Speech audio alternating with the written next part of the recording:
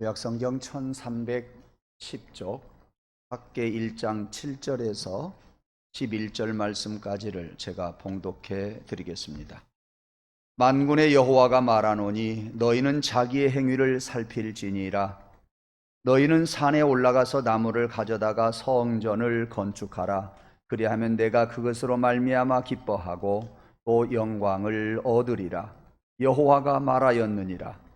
너희가 많은 것을 바랐으나 도리어 적었고 너희가 그것을 집으로 가져갔으나 내가 불어버렸느니라.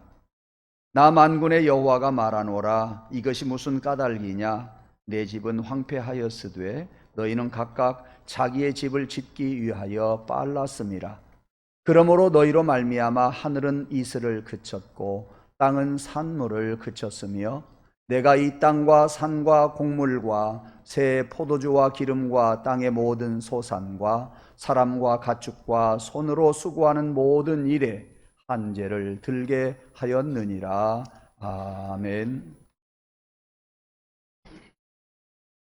계획을 담은 아름다운 찬양, 하나님께서 기뻐 받으신 줄로 믿습니다.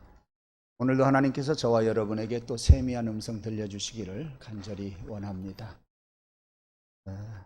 천지를 창조하신 하나님께서 그때 창조로 다 끝낸 것은 아닙니다. 지금도 창조해 가십니다.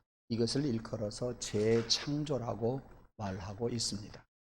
또한 이것을 조성설이라고 말합니다. 왜냐하면 창조한 것을 하나님이 조성해 가시면서 당신의 역사를 이루어 가시기 때문입니다. 그래서 방금 말씀드린 것처럼 조성설이라고 말합니다. 그리고 하나님이 창조하신 피조물 중에 이 사람을 제일 나중에 창조하셨지요. 그러한 성도들을 통해서 하나님은 창조를 해 가시는데 지금까지 재창조해 오셨고 앞으로도 계속해서 재창조해 가시면서 하나님의 뜻을 이루어 가는 줄로 믿습니다. 그래서 당신이 창조하신 세상을 지금까지 만들어 오셨고 또 재조성해 가시면서 영원토록 당신의 뜻을 이루어 가실 것입니다. 우리 교회도 하나님께서 세우시고 성전을 2번 건축하게 했습니다. 2번째 성전을 지은 지가 벌써 12년이 되었습니다. 성전을 짓고 끝난 것이 아니라 지난 12년 동안, 아니 30년 동안 하나님은 우리 성도들을 통해서 하나님의 일을 해 오셨습니다. 어디에서요? 하나님의 역사라고 하는 큰 틀 속에서 오늘날 이 시대의 대한민국 전주시 아중리에다가 주내맘 재단을 딱 세우시고 성도들을 불러 모아 주셔서 적어도 그 큰 틀 속에 한 부분을 맡기시면서 우리들에게 주의 성역을 감당하라고 하고 계셨기 때문에 우리는 전주시 한 모퉁이에서 주의 일을 감당해 가고 또 다른 교회를 통해서 하나님은 또 다른 일을 이루어 가시고 서울에서 많은 교회를 통해서 또 이루어 가시고 그래서 하나님의 큰 틀 속에 많은 모든 교회들이 있으면서 그 교회를 운행하시면서 하나님의 뜻을 지금 이루어 가고 계십니다. 이제 이 성전에 드나드는 성도 여러분들을 통해서 하나님이 30년 동안 일해 오셨는데 앞으로도 30년 또 함께 일해 오실 수 있도록 여러분들이 쓰임받기를 주님의 이름으로 축원합니다. 다음 주일은 예배당 헌당식이 있습니다. 이것을 일컬어서 봉헌식이라고 하지요. 여러분 주보에 보면 봉헌이라는 말이 헌금을 하나님 앞에 받들 봉자 받들어서 드립니다 그 말이에요. 그러니까 헌당식이라고도 하고 봉헌식이라고도 합니다. 그러니까 하나님의 전을 지어서 이왕이면 빚이 없을 때에 하나님 앞에 이 예배당을 봉헌합니다. 하나님께 받들어 드립니다. 이것이 성전 헌당식이고 봉헌식입니다. 그렇게 중요한 의미가 있다 그러한 말씀이에요. 이 소중한 시간에 하나님이 이 성전의 영광이 충만하게 해 주실 줄로 믿습니다. 어느 때보다도 하나님 앞에 받들어서 성전, 이 예배당이지만 성전을 드리고자 하는 우리 성도들의 마음을 하나님이 기뻐 받으시고 영광 이곳에서 충만하게 드러낼 줄로 믿습니다. 여러분, 그런 하나님의 영광의 자리에 여러분들이 오시고 그 영광을 여러분들이 맛보시고 그 영광을 높이 드러내는 성도가 되기를 간절히 원합니다. 그러니까 그런 신앙이 있는 사람이 성전 봉헌식에 참석할 수 있어요. 다시 말하면 그런 신앙이 없으면 성전 봉헌식에 참석을 해도 되고 안 해도 되고 이렇게 생각할 수 있습니다. 아니에요. 여러분, 생애에서 성전 봉헌식은 이번 한 번만 있을 수 있어요. 여러분들이 제단에 찾아와서 다른 교회로 가지 아니하는 한은 성전 봉헌식은 없어요. 저도 이 세상에 태어나서 성전 봉헌은 처음 하는 일이에요. 많이 있는 게 절대 아니라 그 말씀이에요. 성전을 짓는 것도 아무나 하는 것 아니지만 성전을 봉헌하는 것도 아무나 하는 것이 아니라 하나님이 택하신 자가 성전을 건축하는 기회를 얻을 수 있고요. 하나님께서 택하신 자가 성전을 봉헌할 수가 있다고 하는 사실을 여러분들이 꼭 기억하시면서 여러분이 성전 헌당식을 하고 봉헌식을 하면서 여러분의 신앙을 고스란히 자녀들에게 넘겨줄 수 있는 그런 성도들이 되기를 주님의 이름으로 축원합니다. 성전 봉헌이라고 하는 것은 작은 의미에서 이런 말씀을 또 드릴 수가 있습니다. 바울서신에 보면 사도 바울은 우리들 한 사람 한 사람을 일컬어서 성령이 거하시는 움직이는 성전이다 그랬어요. 우리 성도들 한 사람 한 사람이 성전이다 그랬어요. 어떤 성전? 움직이는 성전. 왜? 우리 안에 성령이 거하시기 때문에 그렇다 그랬습니다. 바라기는 하나님 앞에 예배당을 봉헌하면서 헌당식을 드리면서 우리 한 사람 한 사람도 더불어서 하나님 앞에 드리는 여러분 한 사람 한 사람이 또 성전이 되어서 봉헌하는 그런 은혜의 시간 되기를 간절히 원합니다. 그러므로 성전 봉헌은 예배당만 봉헌하는 것이 아니라 우리의 내적으로는 우리의 개인도 하나님 앞에 드립니다 하는 그러한 봉헌식이 되어야 한다 하는 말씀입니다. 이런 성전 봉헌식을 앞두고 오늘 같이 은혜를 나누고자 하는데 유대인들에게서는 사람들을 평가하는데 다음과 같은 세 가지 것을 소개해 주고 있어요. 그게 탈무드에 나오는 이야기입니다. 첫째는 키소, 두 번째는 코소, 그리고 세 번째는 카아소, 이 세 단어입니다. 먼저 키소라고 하는 단어는 그 뜻이 무엇이냐? 그의 주머니라는 뜻이에요. 돈 주머니라는 이야기입니다. 즉 전대를 일컬어서 말합니다. 그러니까 이 키소라는 말은 그 사람이 돈을 어떻게 사용하느냐에 따라서 평가를 받는다 그 말이에요. 두 번째는 호소입니다. 이 말은 그의 잔이라는 뜻이에요. 술잔이라는 이야기. 그의 잔이라고 하는 뜻은 즐거움을 어디에다가 두고 살아가느냐 그 말. 우리 사람이 살아가면서 어디에서 즐거움을 찾느냐 하는 것을 보면 그 사람을 평가할 수가 있다 그 말씀입니다. 세 번째 카소가 있습니다. 카소는 그의 노여움이라는 뜻이에요. 무슨 말씀이냐면 감정 조절 능력과 어떤 일이 있을 때의 인내력을 보면 그 사람의 됨됨이를 알 수 있다는 이야기입니다. 세상 사람들은 육신대로 살아갑니다. 그러므로 감정이 북받쳐 오르면 감정 처리를 여지없이 합니다. 기억하십시오. 나이 드신 분들보다도 젊은이들은 그게 심합니다. 예나 지금이나 똑같은데 갈수록 그것이 더 심해가고 있다고 하는 만큼은 틀림이 없는 것 같습니다. 우리가 감정이 일어났을 때에 인내하지 못하고 버럭버럭 화를 낸다고 하는 것은 그만큼 성과를 부린다는 이야기는 아직 성숙하지 못하다는 이야기입니다. 이 세 가지 속에서 저는 여러분들에게 두 가지 말씀을 드리려고 합니다. 첫째, 우리는 즐거움을 어디에서 찾느냐? 돈을 왜 소유하려고 하느냐? 세상 사람들과는 다르다 그 말이에요. 돈을 소유하고 즐거움을 찾는 것은 우리는 하나님의 영광을 위해서 돈을 소유하려고 하고 하나님의 영광을 돌리는데 우리에게는 그 즐거움과 행복이 있는 세상과는 다른 것들입니다. 사랑하는 성도 여러분, 여러분들은 먹든지 마시든지 주의 일을 하는 성도가 되기를 주님의 이름으로 축원합니다. 여러분의 즐거움이 하나님께 있기를 주님의 이름으로 축원합니다. 그래서 제가 늘 입버릇처럼 말씀을 드리는 것처럼 요리문답 1번 문제에 보면 사람의 제일 되는 목적이 무엇이뇨? 라고 하는 질문에 대답은 이와 같습니다. 사람의 제일 되는 목적은 하나님을 영화롭게 하고 그를 즐거워하는 것입니다. 라고 우리들은 잘 알고 있습니다. 사랑하는 성도 여러분, 우리가 전대를 왜 차야 합니까? 하나님을 위해서입니다. 우리가 어떠한 잔을 마시려고 합니까? 하나님께 즐거움을 드리려고 하는 그것이 우리의 즐거움이기를 원합니다.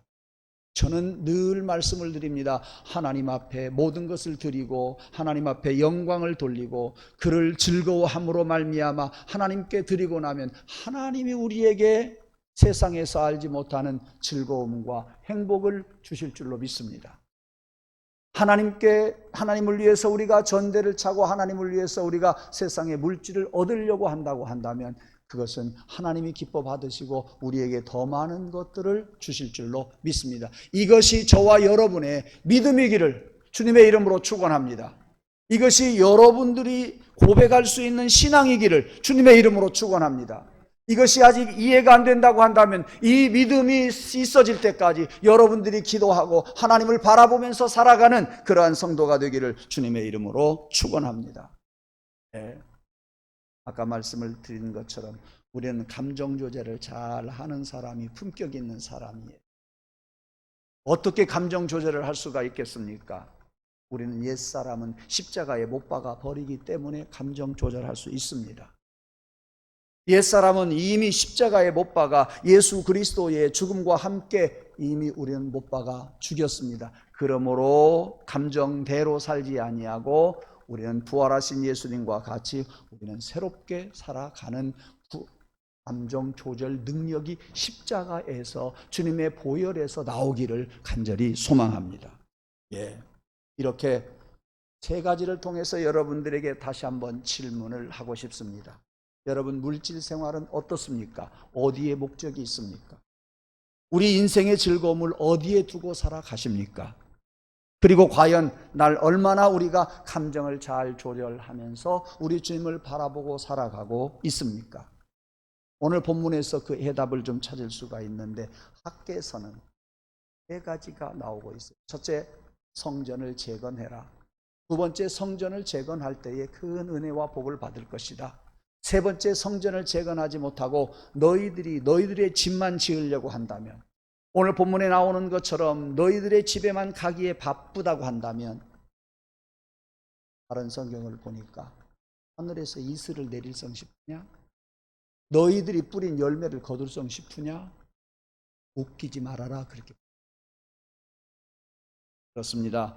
우리가 성전을 재건하면서 하나님의 일을 할 때에 성전을 재건하라고 독촉하는 학개 선지자의 소리를 듣고 이스라엘 사람들이 게을리 햇기 까닭에 그들이 책망을 얻는데, 성전을 재건하게 될 때에 큰 은혜와 복을 받겠지만 성전을 재건하지 못하고 너희들의 갈 길로 가고 너희 집에 가기에 빠르다고 한다면 마만큼 저주가 임할 것이라고 하는 것이 이 세 가지가 학개서에 나오는 전체 이야기입니다. 이제 성전 봉헌을 앞두고 여러분들에게 성전을 재건하자고 하는 말씀을 지금 드리고 있습니다. 오늘 여기 8절 상반절에 보니까 그 말씀이 나오고 있고요, 8절 하반절에 보니까 성전을 재건하는 자에게 큰 복이 올 것이라고 말씀하고 있어요. 기뻐하게 되고 영광이 충만하게 되리라. 2장 7절에도 나오는 말씀입니다. 사랑하는 성도 여러분, 하나님 앞에 성전 봉헌하면서 하나님, 이 성전을 하나님 앞에 받들어 올려드립니다. 이 작은 나의 성전도 드립니다. 이 작은 나의 성전을 통해서 하나님 영광 받으시옵소서. 성전을 재건하라고 하는 학개 선지자의 외침에 이스라엘 사람들이 15년 만에 그 소리를 듣고 BC 520년에 성전 재건을 시작합니다. 그리고 5년 후에 성전 재건을 완공해서 BC 515년에 성전이 완공되었고 그 성전이 스룹바벨 성전이라고 일컫고 있지요. 여러분, 바벨론에서 포로 생활하다가 돌아온 그들이 성전을 재건한 것처럼 세상에서 이 모양 저 모양으로 찢겨진 여러분 심령이 성전이 재건되기를 원합니다. 여러분 심령이 아름답게 다시 잘 재건되기를 주님의 이름으로 축원합니다. 우리 성도들 성전이 한 심령이 잘 재건되기를 주님의 이름으로 축원합니다. 그래서 여러분 예배당 성전 봉헌과 함께 여러분들도 새롭게 신앙을 다짐하면서 여러분 개개인의 성전, 여러분의 개개인의 몸을 하나님 앞에 드리는 아름다운 날, 복된 날, 새롭게 여러분이 삶을 시작하는 날이 되기를 주님의 이름으로 축원합니다. 성전 재건하는 것, 이스라엘 사람들에게 있어서는 얼마나 간절히 고대했던 일인지 모릅니다. 바벨론에서 70년 동안 포로 생활할 때는 자기 고국을 생각하고 예루살렘을 생각하고 예루살렘 성전을 생각하면서 언제나 우리가 고국에 돌아갈까, 언제나 고국에 돌아가서 예루살렘 성전에서 하나님 앞에 예배할까 간절한 마음으로 강가에서 날마다 울면서 그들이 생활을 했었습니다. 그런데 파사와 고레스의 영향을 받고 파사왕 고레스에 의해서 이스라엘 사람들이 다시 예루살렘에 돌아왔을 때에 깜짝 놀랐습니다. 예루살렘이 너무나 황폐해 있었습니다. 성전이 다 무너져 버리고 말았습니다. 그래서 그들은 어서 빨리 성전을 재건하려고 했는데 북쪽 사마리아에서 반대를 합니다. 주변 국가에서 많이 반대를 합니다. 그거보다도 무엇이 문제였느냐?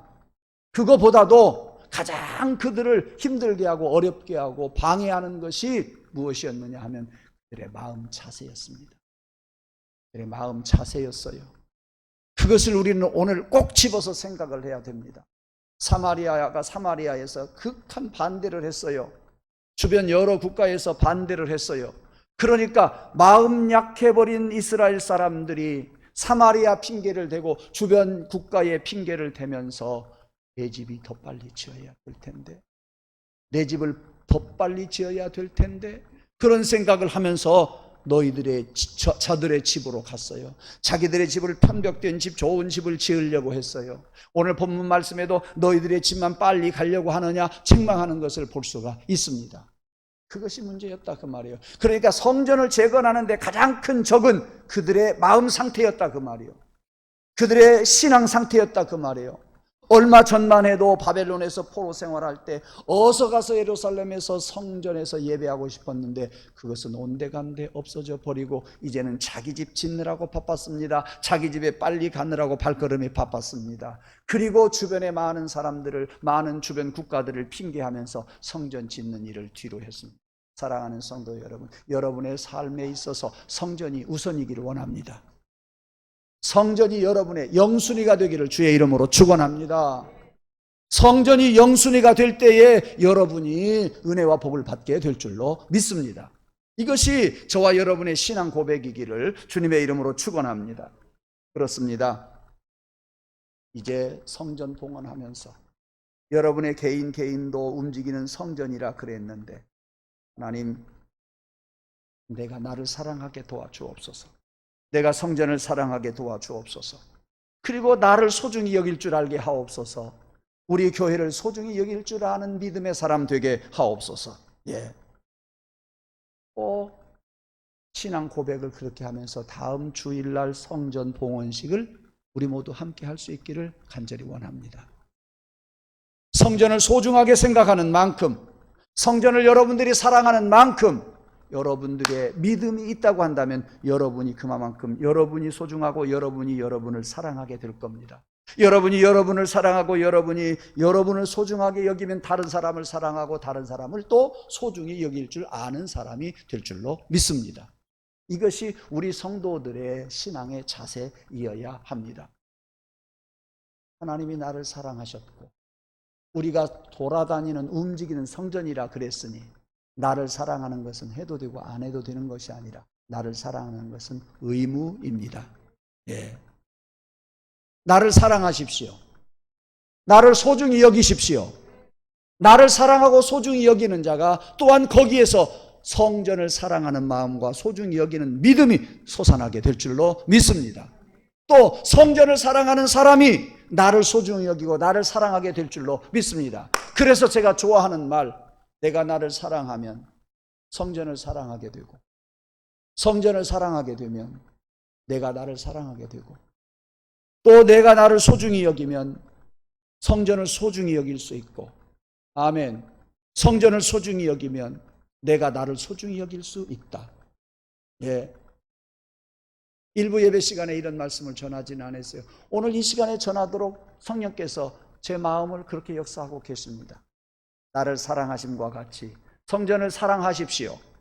성전을 사랑하면서 여러분이 여러분을 사랑할 수 있는 믿음이 있기를 원합니다. 그러니까 여러분과 성전이 승화작용이 되어서 자꾸 사랑이 더해지기를 원해요. 여러분이 여러분을 소중히 여기실 때에 교회가 소중히 여김을 받을 겁니다.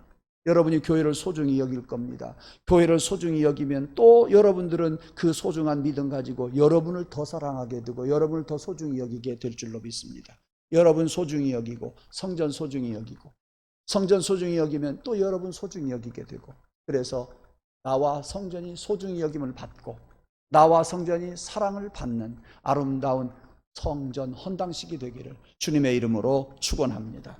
그렇습니다. 소중히 여길 줄 아는 자 되기를 원합니다.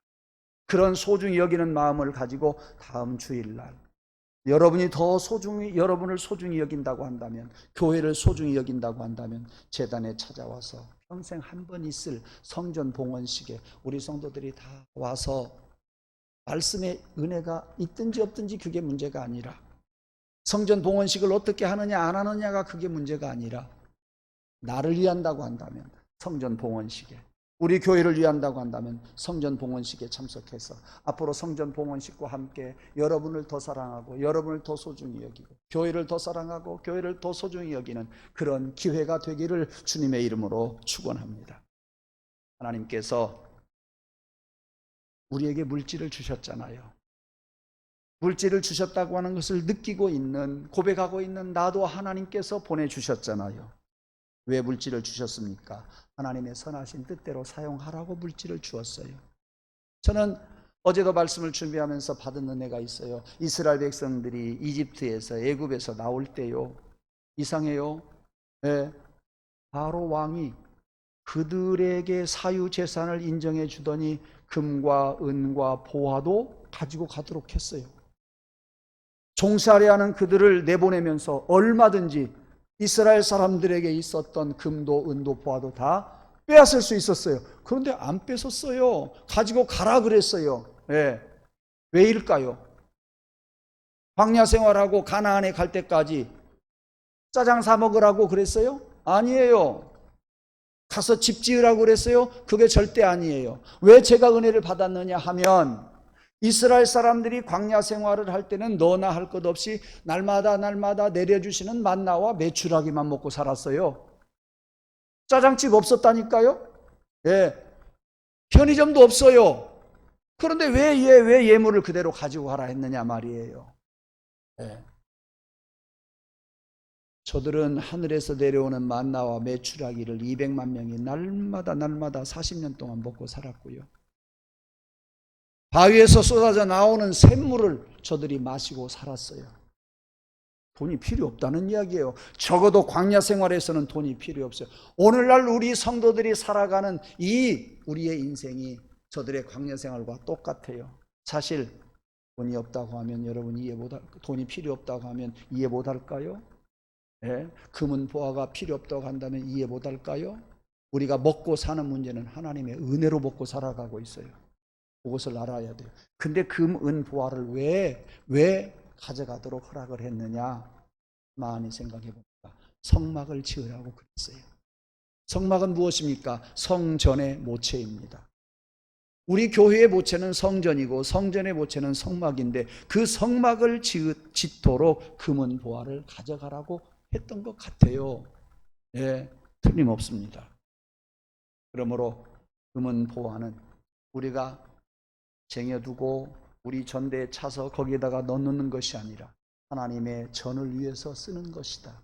이것이 믿어지면 여러분에게 은혜가 될 줄로 믿습니다. 이것이 믿어지는 사람에게 큰 하나님의 믿음을 이미 주신 줄로 믿습니다.